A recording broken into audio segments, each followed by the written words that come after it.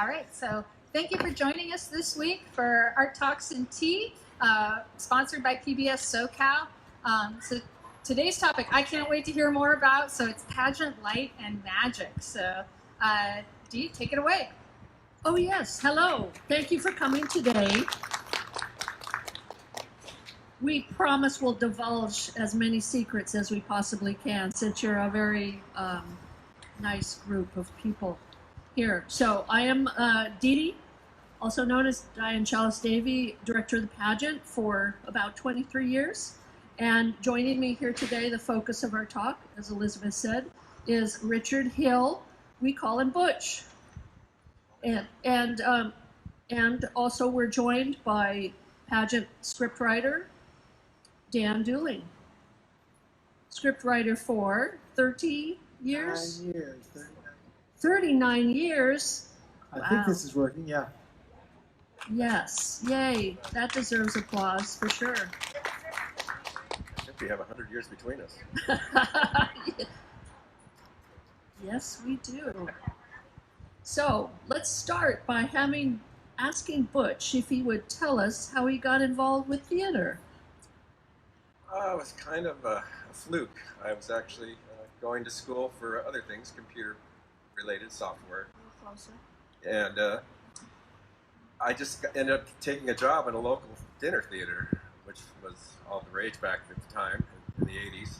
And as I was going to school, and I'm working, constructing sets, getting involved in the productions of this dinner theater, and I found it to be very fun. Is that because you had carpentry experience? Not really, just I have a carpentry mind, kind of a mathematical, I think that way, so it was kind of easy. I caught on real quick. So as I'm going to school, I kind of slowly shifted into more theater and getting the design aspect of it, and the rest is history. I ended up here fairly quick as the shop foreman running the shop, and I had worked at other theaters around the area. Did you study at Saddleback? Is that how you met Wally? Yeah, I was actually working their summer stock program over there because he needed some help in the shop. And then the call came through from the technical director at the time, Carl Calloway, looking for someone to fill a rare position here as a shop foreman. So I came in running the shop for 5 years, and then unfortunately Carl passed away suddenly, and I was tossed into the technical director position, which I love, which includes all kinds of things. Talk more about that.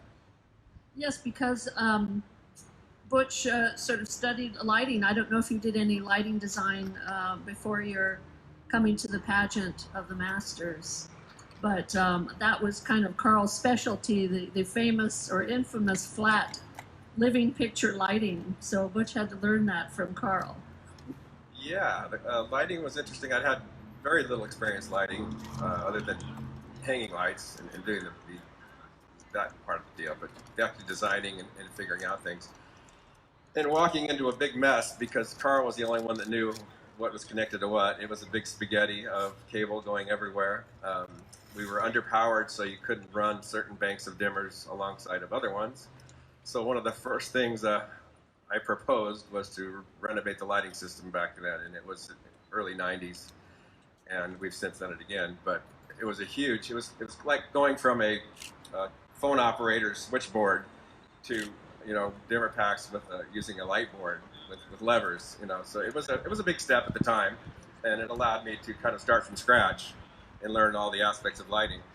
And although this is very unique here, I've been involved in a lot of other productions with lighting and video and sound. But we're very unique here. Yeah, Butch really had to help us modernize, because I remember when I first started working here in 1980, it took 2 light board operators to make the system function.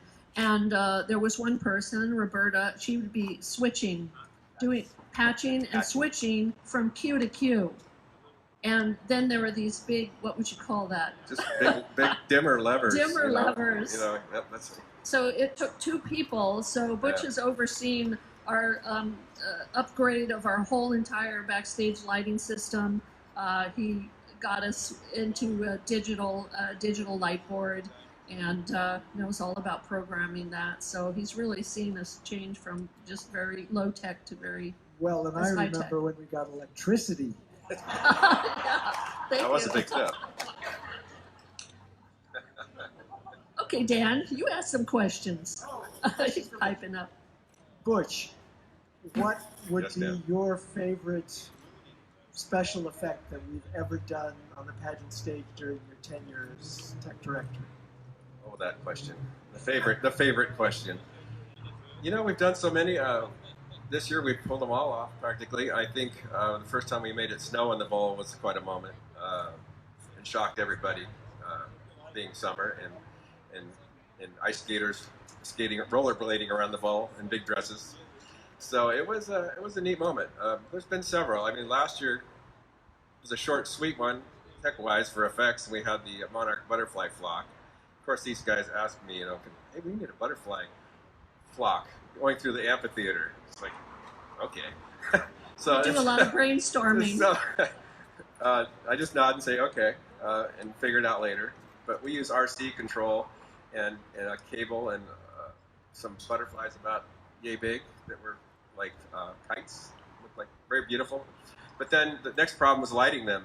So you can't hit them with light unless you follow spot them across on their travel across the whole bowl. And then you're getting light spilling all over everything, including the stage front and the video that was going on at the same time. So we ended up going with the not infrared, but black light basically, and painted everything with the black light paint. And so they just popped out, and you couldn't really tell they were even lit, and they slowly went across the bowl. It's kind of a nice moment.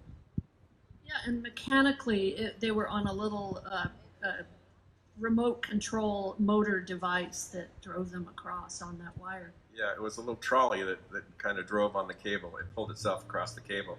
And the whole, I guess it's a flock of butterflies.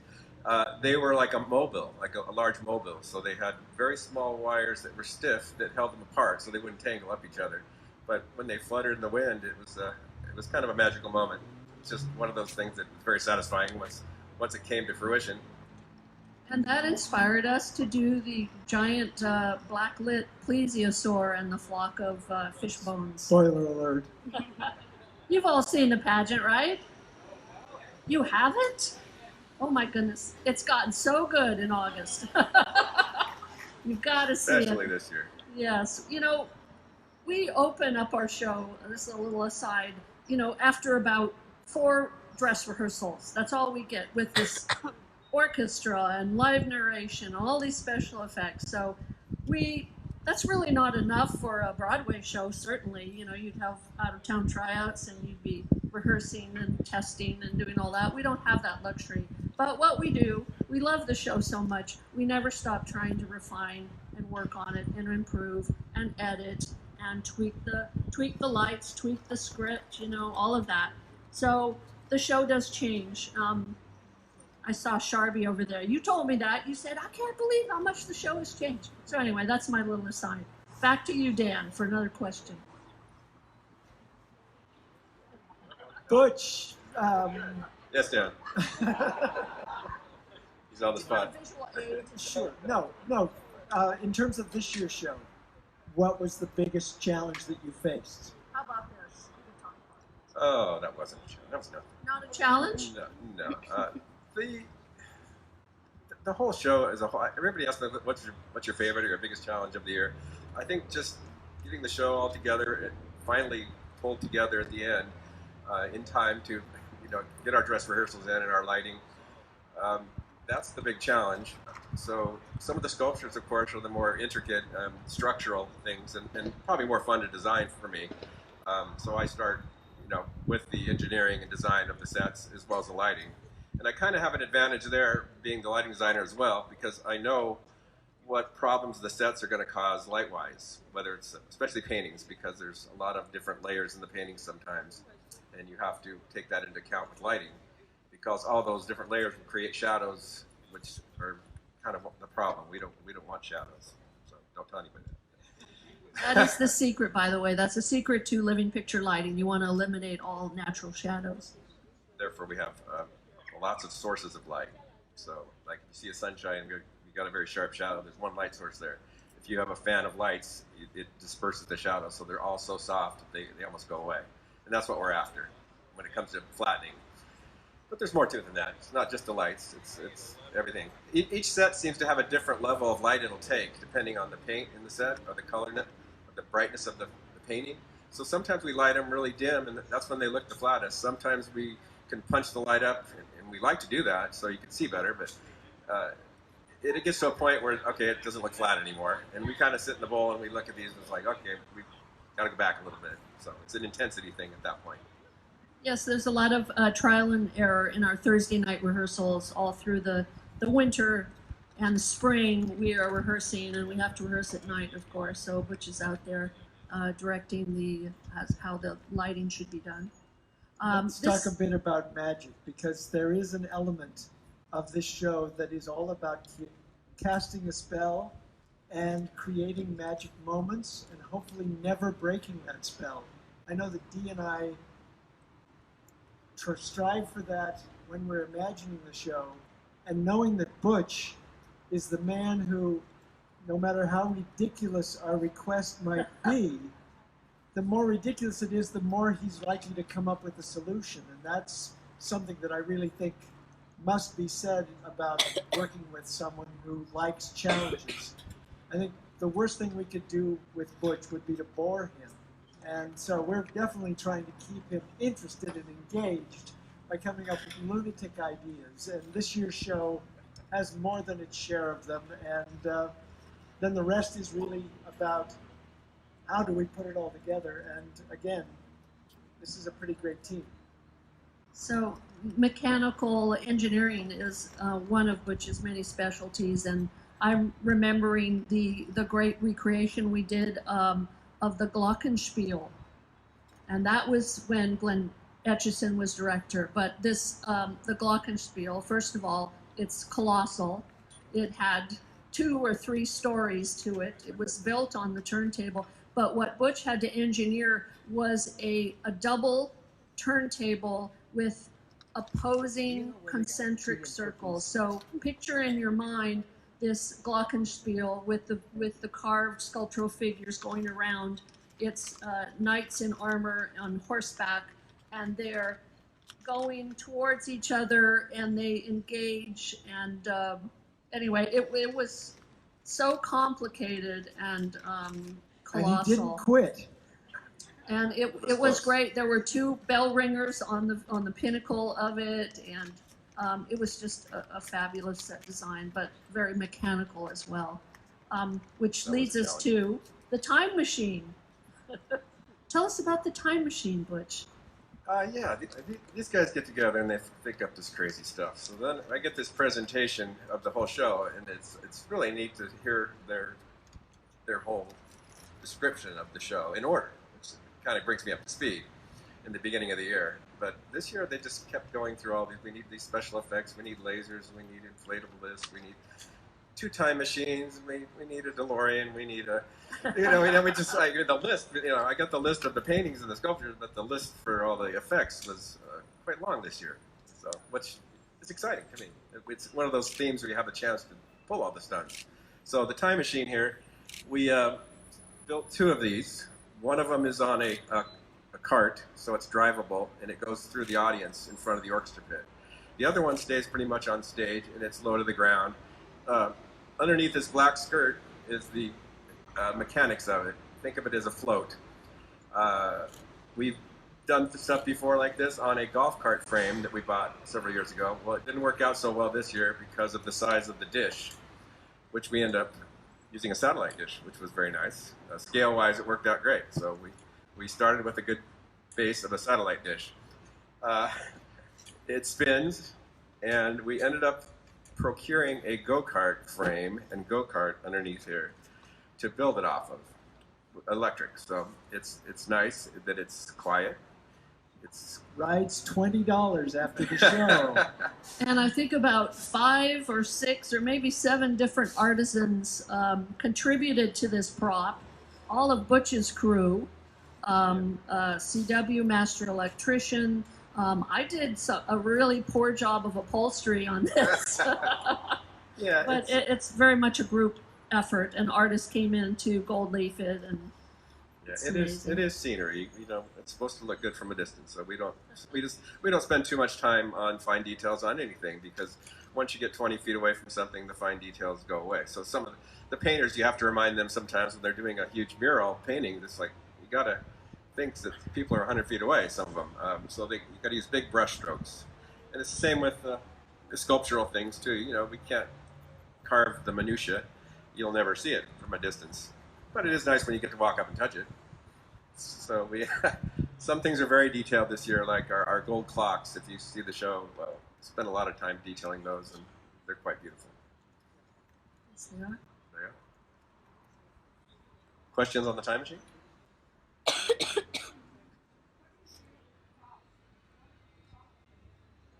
Pat asks, what do you do with all the wonderful props at the end of the show?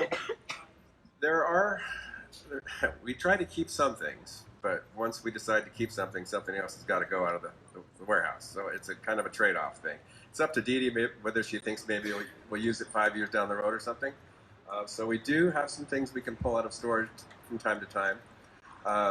Sometimes we'll use it in the Patriots Day Parade if it's something like this. Just get a little more use out of it. I was actually maybe thinking about donating these to a prop house that maybe RMWB that they've worked with us before. Like last year, they helped us with the Beach Boys truck. So maybe we'd be able to get it back if he had it. You know, that's what I'm saying. You know, if we needed it. So we lend it out to a rental house, and then we can that's kind get of it what I back was, for nothing. Yeah, because Right? most of the stuff that we have is too big to even put on a truck. I mean, we got to cut it up, and it doesn't leave this premises. It's built about 50 feet from where the stage is, and it doesn't have to go up or down a hill or anything. So, and you had a question too? I drove it. Yep, right through here. No, I had a spotter. He had to crawl in through what's Yes. not much of a dashboard there, but was the hard part. under the chair he had to crawl in. Yeah, see that black fabric underneath there? That's where you could peek through and see.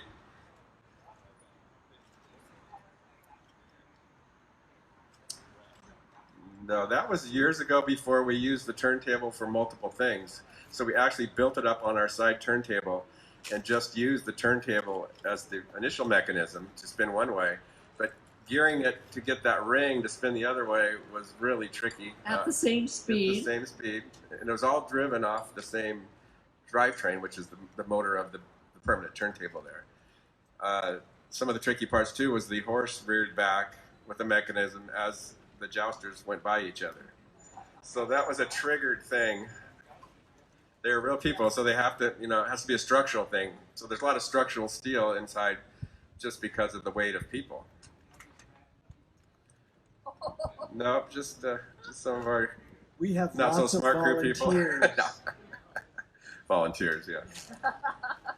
I wanted to say something about the time machine just briefly. Any of you who have not seen the 1960 Rod Taylor movie with Yvette Mimieux as the love interest. Nina. Yes, Nina. The actual time machine that was built for that, for George Powell's production, is owned by a gentleman who lives, I believe, in Laguna Beach, and he has it in his living room on display. So I haven't gotten the particulars, but I now know someone who knows him. So there is possibly another buyer for this. I don't know. Maybe we could have borrowed that and not had to build all these. You know, we had to build 2 of these. As you say, that one wouldn't probably work. This gentleman has a question.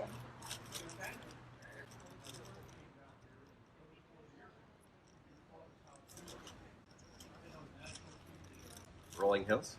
Rolling Hills Covenant Church.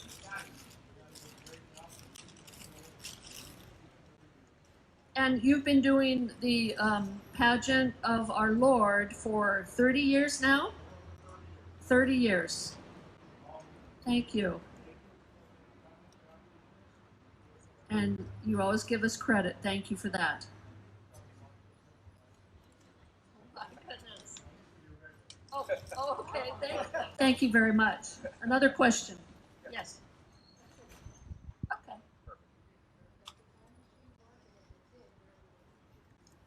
Oh, does the time machine work? And where would each of us go?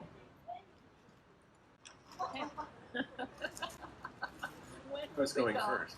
Oh, Butch, can you go first? I'm still thinking. Well, I was trying to use it right when we were getting close to the end of the show production, trying to get it ready. I was thinking, if we can go back about 3 weeks right now, Oh, yeah. I'd be really happy. That is so true. So I was really trying to get it to work back then. Now, there's too many choices, I think, for me to choose that one. So many places, so many times. I think maybe I would go back because I want to solve the mystery of if William Shakespeare actually wrote all those plays. That's what I'd like to find out. So I many would go things. forward to see where I should be living in about 4 years. Yes.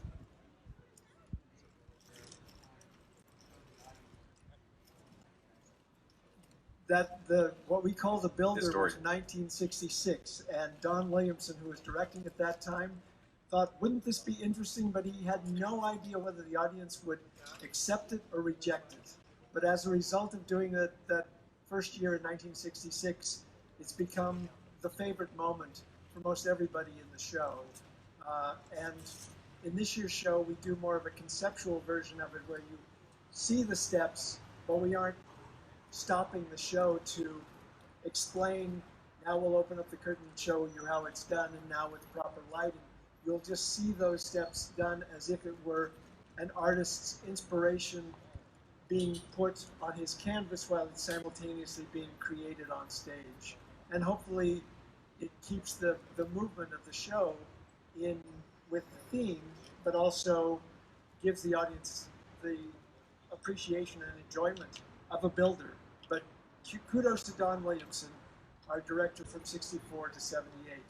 He was the man who built the Stagehouse, the Forum Theater, and a lot of the buildings that used to be here before the most recent redo of the Festival of Arts.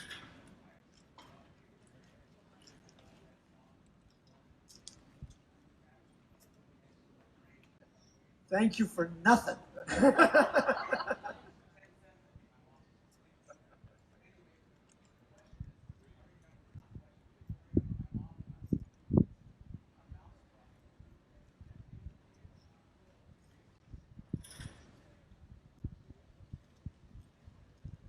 Thank you.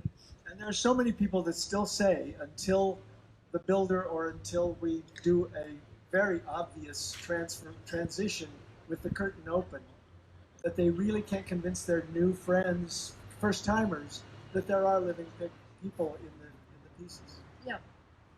Oh, Pat Sparkle first.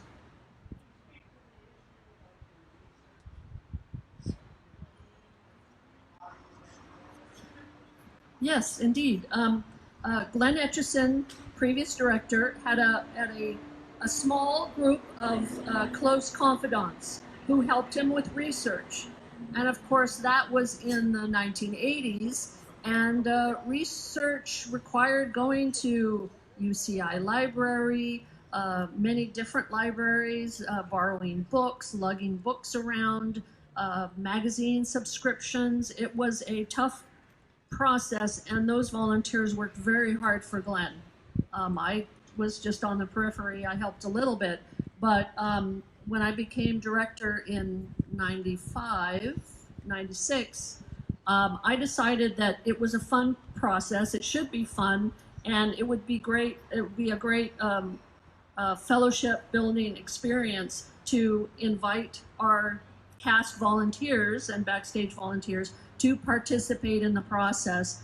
And towards the end of the 90s, we were getting the ability to Google, and it made everything just so much easier. It's a breeze now compared to what it was in the 70s and 80s.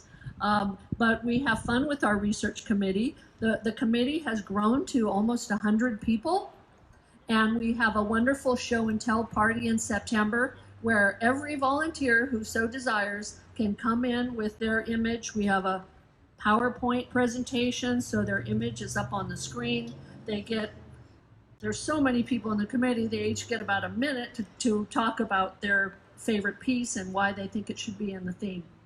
So we're doing that, we're continuing that tradition, and I think it helps get everybody who's working backstage so hard interested in the next year and the next year, and we just keep the family spirit going. It's really good strategy for volunteer recidivism to have things doing in the off season, and Dee has been really the most aggressive proponent of keeping people engaged. The amount of returning volunteers, the enthusiasm that builds toward the launch of the next year's show comes directly out of that process with the Volunteer Research Committee. And it's always inspiring for Dee and me to get that input, those additional ideas, and see how they dovetail with things that we're already trying to figure out. So we've got some great ideas from them. Not to mention, I mean, this year, the idea for new Descending the Staircase came from one of the research volunteers.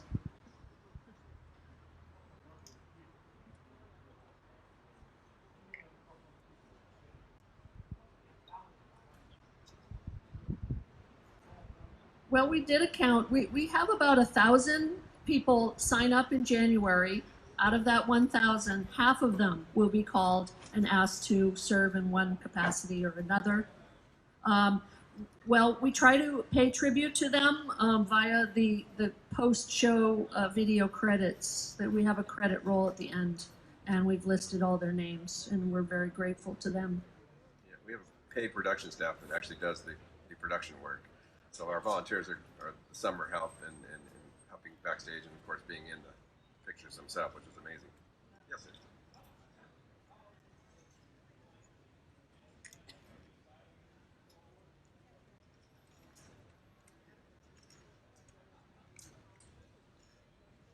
Well, some people have accused me of planning that far in advance, but I actually know I don't.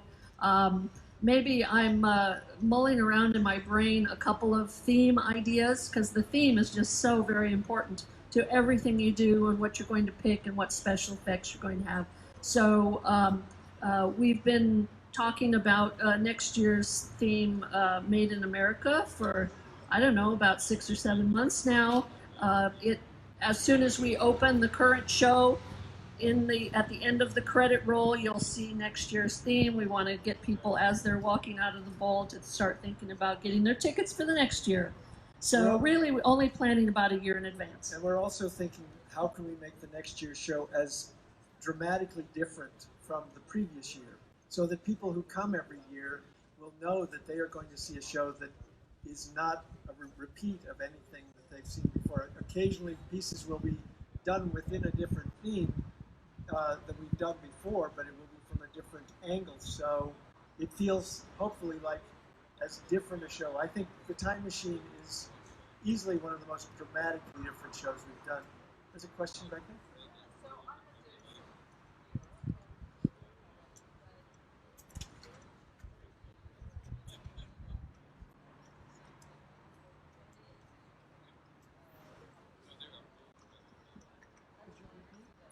We couldn't hear you. Could you, one more time, a little louder, please?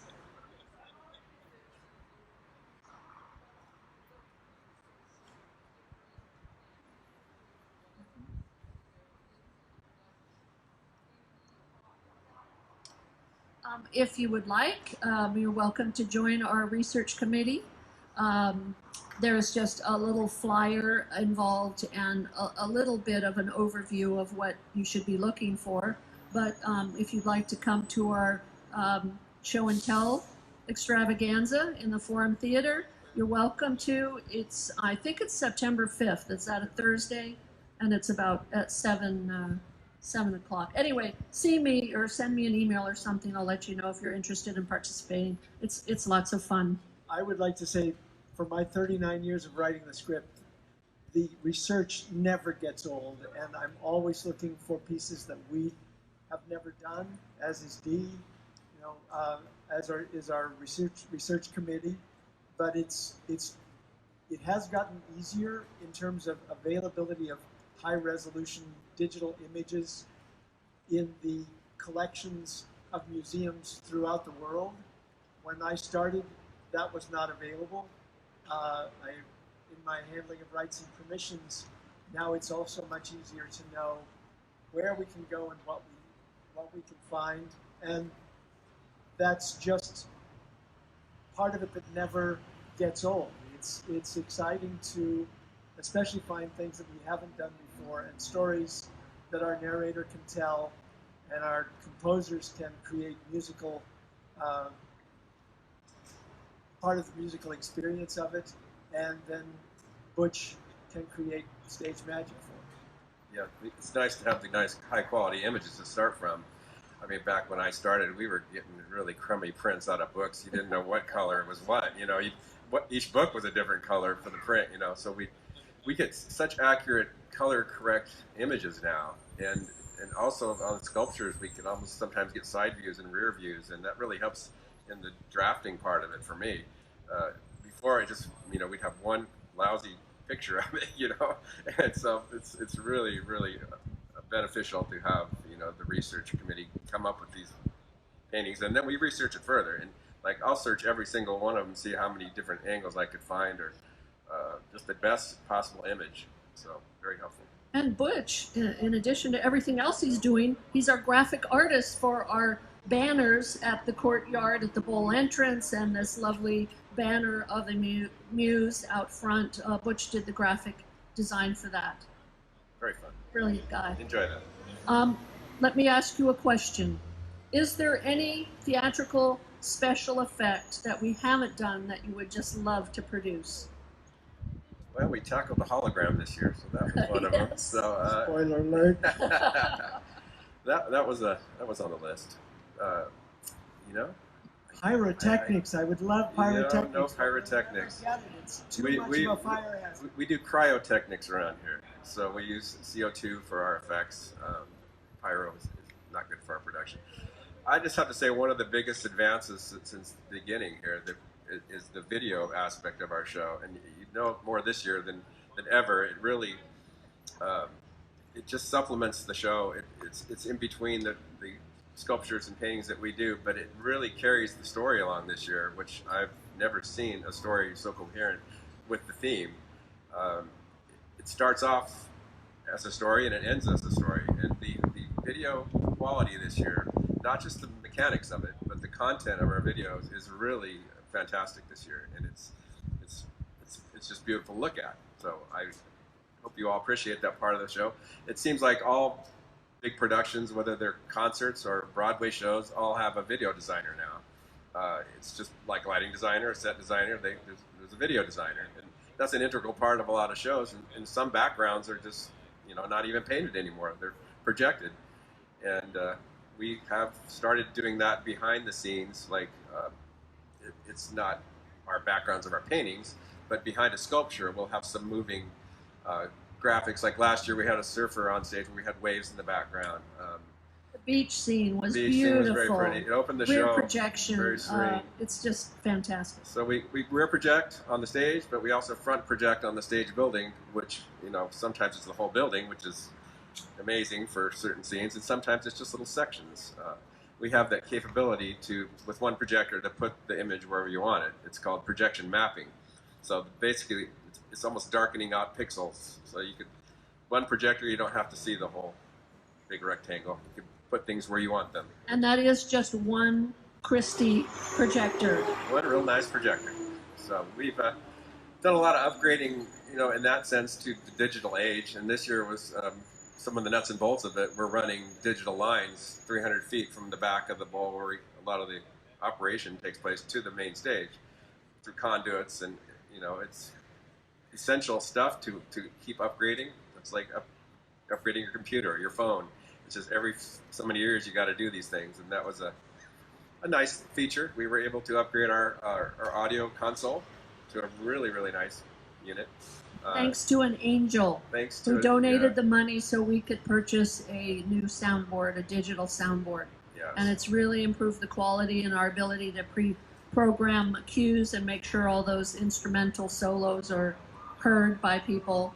It's made a big difference. Yeah, audio and video both have made nice strides this last year. And so if you haven't seen the show, keep an eye out for some of those effects and listen. It's beautiful sound as well. Siren effects, very good. Sounds real, doesn't it? Right in the back. Go ahead.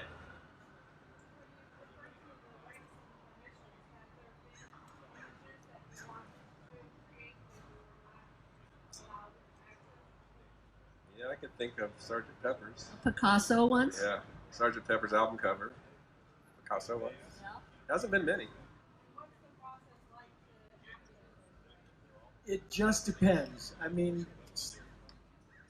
there are many things that we do that are public domain. And for staging on the pageant stage, we're technically covered by the First Amendment of theatrical parody. So it's not an issue in terms of permissions there. It's for reproduction of the images in the souvenir program, because that publication right is more closely guarded by whoever controls either the estate or, in some cases, the museum, or in many cases, the artist or the owners of the piece. And then it's a separate negotiation. There is not a level playing floor, or as there is in music, what they call most favored nations. So if you have to pay someone $1,000, you have to pay everyone $1,000. We don't have that. It's all individual negotiations.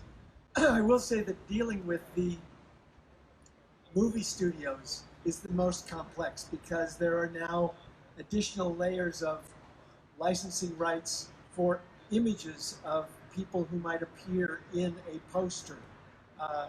It just depends. So that's a labyrinth. When Dee wanted to do a tribute to Fred Astaire and Gene Kelly and posters of their work in 2017 for partners, I started looking at rights and permissions for that 2 years before that, and I could not guarantee to her that we could get them for the year before that. So it was a 2-year process of finding the right people, and even with that, we almost got a cease and desist right before the show opened.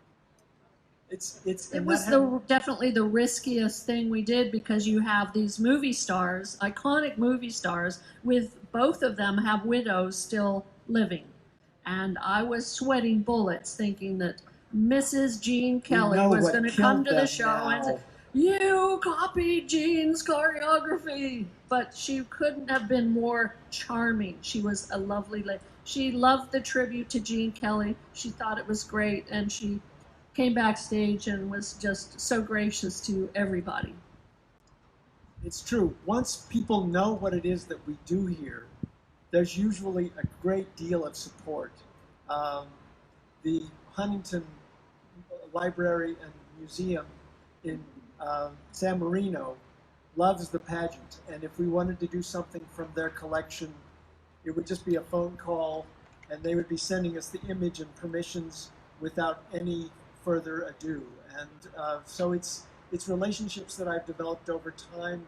It's knowing where to ask, but it's still, there are always wrinkles, and there are some people who are out there strictly looking for ways to make money off of someone else's Can we art. say Curtis Publishing, who handles Saturday Evening Post, and some Norman Rockwells? We could say that, but we're too politic to do that. I want to say one more thing about Butch. Oh, sorry, question.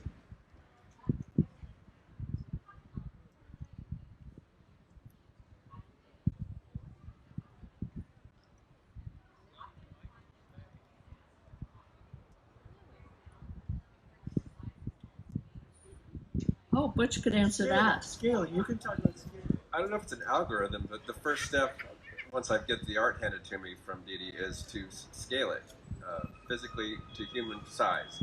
That way I can see how it's going to fit on our stage primarily, or if it's going to fit, or the outdoor stage, the turntable, it's got more height. So we're kind of restricted by the shape of our stage. So the height, everything's done by height of the people in it. So when I scale it, if there's 5 people in it, I just kind of can measure and scale how big they're going to be. And once people start fading into the distance, they get shorter, perspective-wise. So a lot of times we'll have children that are playing adults because they are further in the distance. Huh?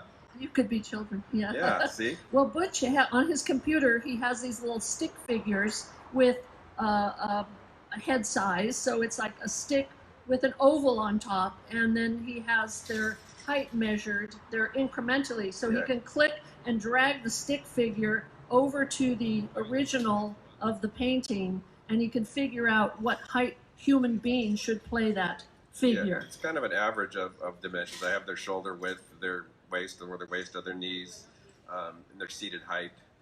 And I basically created a chart of averages for that. But then most paintings don't have people just standing there. So a lot of them are running, a lot of them are sitting, a lot of them are in different positions. So you kind of got to go by maybe a waist to head measurement on some and kind of try to figure it out. Typically, artists don't paint people very proportionally. Their heads are usually too small, or their legs are too long, or something. So we have that constantly going on, but we do our best.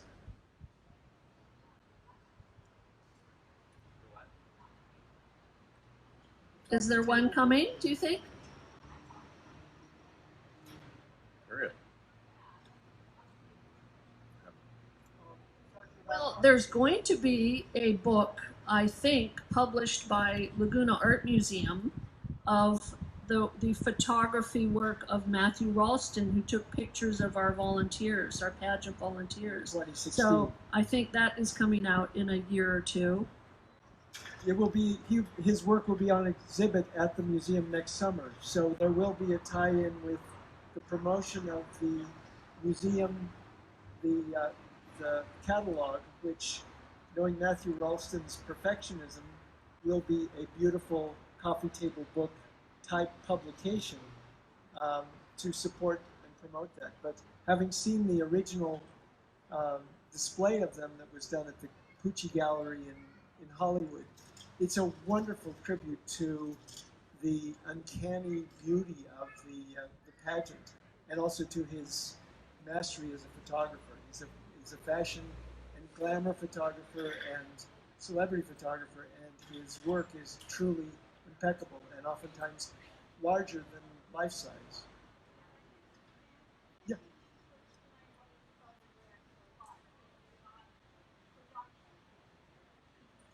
It's true. He took the cast members and had a photo shoot after the show every night for, was it 1 or 2 weeks? It seemed like 2 weeks. He Yes. did a portrait sitting for selected cast members in that show. We gave him the whole Forum Theater to set up. He has a very large setup. Very These professional. were extremely high-res images, which he then manipulated slightly just to make them all the more perfect. But through that, you see both the perfect image of the art and the humanity of the model. And it is a striking sort of double vision, which he has always been fascinated with the pageant for that very reason, finding the humanity within art, which is sort of the subtext of the pageant to begin with. And it's just, it will be a beautiful show, and hopefully it will complement the work that we're doing, although we won't be doing probably any artwork that was included in that particular 2017 show. That's too soon to be repeated. Matthew Ralston did do portraits of all of the disciples and Jesus from the Last Supper. Right. So in our presentation, knowing that we want to change up our presentation of Last Supper every year, I'm hoping that we can work in video images of some of these portraits. Because they were made in America. Oh, that ties it up really well. How many more minutes do we?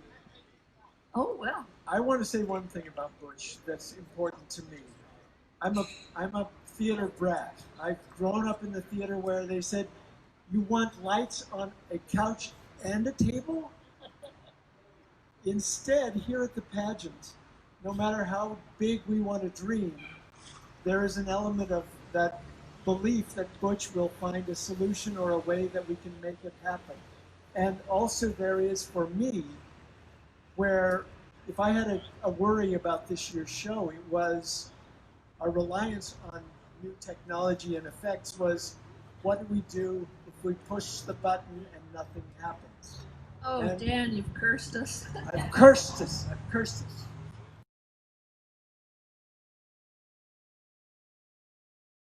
Like that, and we can feel more secure about the likelihood that the technology we're relying on will work. And if it's cursed, I take that rap.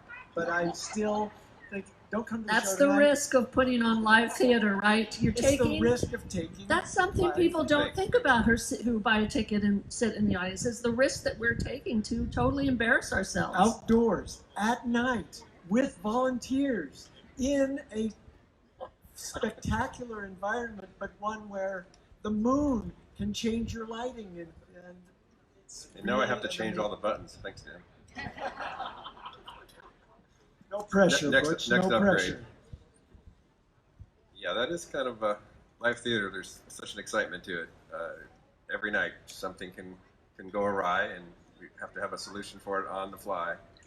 And it's been a very smooth summer. Thanks, Dan. Knock wood. Yeah, so we do have quite a few effects between the lasers and the inflatables and the time machines. And synchronization Synchron- too is so yeah. important. Yeah, the cues are really tight between the video and audio and lighting, and Dee Dee calls every one of the 100 and how many? There's 137 light 137 cues in the cues. show. So she's real busy calling the show. So she's in the back, like the master puppeteer, telling when things should be done, and it's very, very flowing. It's very pleasing when it gets to this point where the show feels perfected. So that's the payoff. You know, not too many jobs you can go do and get applauded every night. So that's something about live theater, and you get to see and hear the appreciation, the feedback direct. Hopefully we end up with a happy audience and really happy cast members, volunteers backstage, and we make it a real blessing for everybody. It's a real part of our job description to make sure these volunteers know how much we appreciate what they contribute and what they do to make this possible. It really is the cliche of theater creating a family, and that family exceeding anyone's expectations about what they can do. Speaking of the flow of the show, though, I want to give another credit to Butch, because our crew, who are primarily college graduates or high school graduates who have been focused on tech theater, they come in and have a few rehearsals, but when you see these gigantic sets moving in and out, that show is choreographed by Butch within an inch of its life in such a beautiful way that spells are not broken. The show really has that sense of this is all happening just exactly the way we intended it to happen. And that's, again, because Butch's crew follow his direction and feel his dedication to what we're trying to do. Yeah, I got to hand it to my crew. They are a great crew this year, and every year. I always tell them they're the best crew I've ever had. But a lot of them are returning. No, but it's true. It's true because they have to make it happen. They have to hit their marks at the right time, Often and in the dark. they have to be professional and quiet And take care of a lot of volunteers. There's over 100 people coming on and off the stage in the dark that are basically amateurs. So that first couple of weeks, I mean, this show is so unique. The crew is amateurs. I'm lucky to get back as many crew members from the year before, because that really saves me that training time that we don't really have. So they're kind of thrown into the fire, but kind of, like I said, Dan says choreography, it's scenery choreography. Everything's on wheels, and everything goes in and out or up and down. And there's a few things that fly in the show, but most of it rolls on and off. And the show has gotten so large that the stage doesn't have the capacity to hold the whole show. So intermission, the whole stage gets reset and prepared for Act 2. And we have what is our production workshops become like the garage for the season. And so the same thing when the crew gets here in the evening tonight, it's all been left at where it was last night at the end of Act 2. They often preset for Act 1. So it's switching out all the scenery on stage, and it just barely fits. We haven't renovated the stage building yet, but we've got everything else in it has been It is a ballet, and we all feel like we're playing our role, and we just have to function together, and it flows. I almost feel like I'm acting behind the curtain, you know, just reading the cues and trying to say my lines and not screw up, because it's so easy to lose your focus. And if you do that, just there's a cascade, a train wreck of problems. You could start a big one. Yes, I could. So I get nervous just as an actor would be nervous. Yeah, it's the first week is real serious. But like we said at the beginning, we only have 2 or 3 nights before we have a guest audience, which is called the dress rehearsal. But to us, it's a full house. You know, and people are forging their opinions